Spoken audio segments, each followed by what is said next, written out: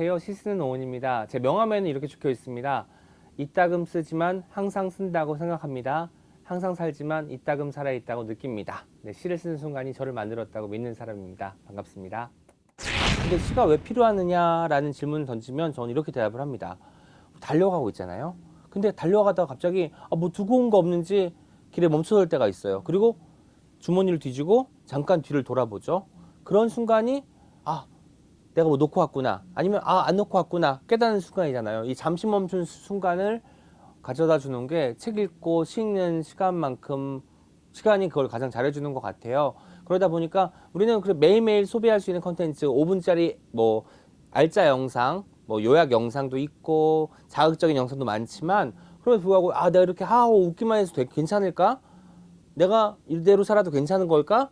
라고 돌아보는 시간, 그 순간을 얻고자 하는 분들은 책을 읽으셨으면 좋겠다는 바람이에요. 그런 순간들이 필요하죠. 왜냐하면 내가 잘 가고 있는지 확인하고 싶은 건 누구나 다 같은 마음 아니겠어요? 네. 그럼 사실 저는 외로움을 즐기는 사람이에요. 이유는 뭐냐면 외로울 때 내가 누구인지 가장 선명해지거든요. 우리가 항상 너무 하하호 웃고 화려한 상황에 처해 있을 때는 나 자신이 잘 안 보여요. 약간 표표히 따로 떨어져 있을 때, 혼자 있을 때, 약간의 우울감이 있을 때 내가 누구인지 생각을 하게 되잖아요. 그런 어떤 좀 상황이 필요할 때 시가 필요한 것 같고, 저는 사실 한국 사회가 늘 뭔가를 만들어내야 된다, 어떤 성과를 읽어내야 된다라는 강박에 사로잡혀 있는 것 같습니다. 그런데 사실 시라는 것은, 문학이라는 것은 가장 아름다우면서도 가장 쓸모없는 것이기도 해요. 왜냐하면 문학을 접하고 난 다음에 감동받았어, 나는 달라졌어 하지만 이게 눈에 보이지 않기 때문인 것 같아요. 하지만 이 순간이 모이고 모여야 사람이 완성이 되는 것 같습니다. 그래서 우리가 눈에 보이는 성과가 아니라 내 내면을 한번 돌아보고 내가 누구인지, 내가 어떤 일을 할 때 가장 나다운지 발견하는 시간을 갖고자 이렇게 오늘 강의를 진행했습니다. 저는 서바이벌이라는 시를 쓸 때 이런 생각이 들었습니다. 우리가 서바이벌 프로그램 보면은 매주 한 명이 떨어져요. 그리고 마지막 최종 남은 사람이 서바이벌 경쟁에서 우승한 사람이라는 건데, 사실 우리가 일상도 늘 서바이벌이에요. 아르바이트 면접을 보고 누군가는 합격을 하고 누군가는 떨어지겠죠. 공무원 시험도 마찬가지고 뭐 기업의 입사도 마찬가지일 거예요. 늘 당락이 결정되는 순간에 우리가 놓여 있는 거예요. 이러다 보니까 자꾸 떨어지는 사람들은 자신감을 잃을 수밖에 없어요. 이게 쌓이고 쌓이면 일상이 생활이라는 감각보다는 생존이라는 감각이 더욱더 커진다는 거죠. 생존이 커질 때에는 우리가 살아남기 위해서 애쓰지 내 삶을 어떻게 잘 가꾸어야 될까? 어떻게 하면 내 삶이 좀 더 풍요로워질까? 돈이 아니라 감정적인 부분에서 이런 것들을 좀 더 생각하지 않게 된다는 거고, 이런 것들이 쌓이고 쌓이면 삶이 좀 삭막해지지 않을까라는 생각에서 쓴 시입니다.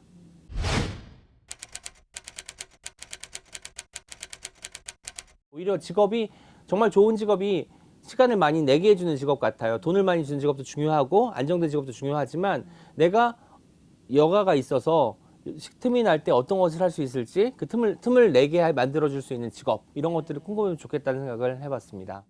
어떤 일을 할 때 그 일은 사실 밥벌이로서 내 생활을 영위하게 해주는 최소한의 경제적인 어떤 도움을 주는 수단으로 생각을 해야 되지, 이 직업을 통해서 자아 실현을 하고 나를 발견하고 새로운 나를 꿈꾸고 이러는 것은 사실 좀 힘들지 않을까 싶어요. 그러니까 직업을 가지면서도 틈틈이 내가 하는 일이 뭔가, 그 일이 어쩌면 나를 더 생기 있게 만들어주고 나의 다른 모습을 끄집어낼 수 있다고 생각을 하거든요.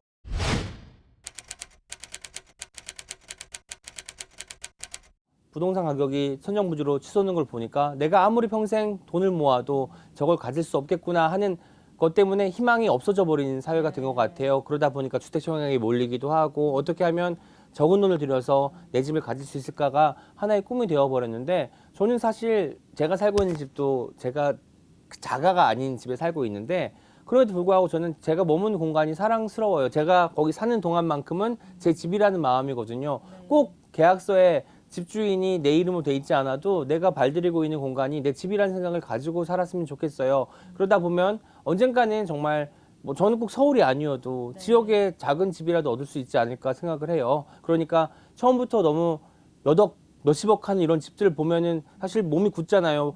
내가 아무리 애써서 돈을 한 달에 하나도 안 쓰고 모아도 얻을 수가 없는 집이잖아요. 그런 거 아니면 사실 힘들잖아요. 그러다 보니까 사실 그런 그 일확천금이 아니면 가질 수 없는 어떤 부동산 아니겠습니까? 저는 그러니까 일단 내가 하는 일을 하면서 뭐 앞으로 어떻게 될 수 있을지 그 가능성을 타진해야지. 아, 나는 정말 집을 평생 이래도 집을 구할 수 없어. 이렇게 좌절하거나 아니면 주택 청약 같은 거에 올인을 해서 거기에만 눈이 그 붉어가지고 하면 오히려 내가 하고 싶은 일, 할 수 있는 일을 잊어버리게 되지 않을까라는 생각이 들기도 해요.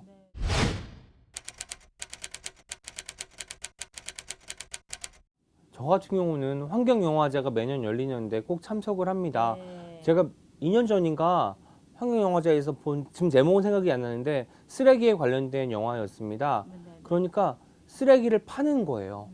쓰레기를 수출한다니까요. 쓰레기를 버릴 데가 없어서 쓰레기를 팔고 사고 하는 게 국가 간에 이루어지고 있는 일이라는 게 너무너무 충격적이었고 그 쓰레기 섬을 촬영하는데 정말 어마어마한 거예요.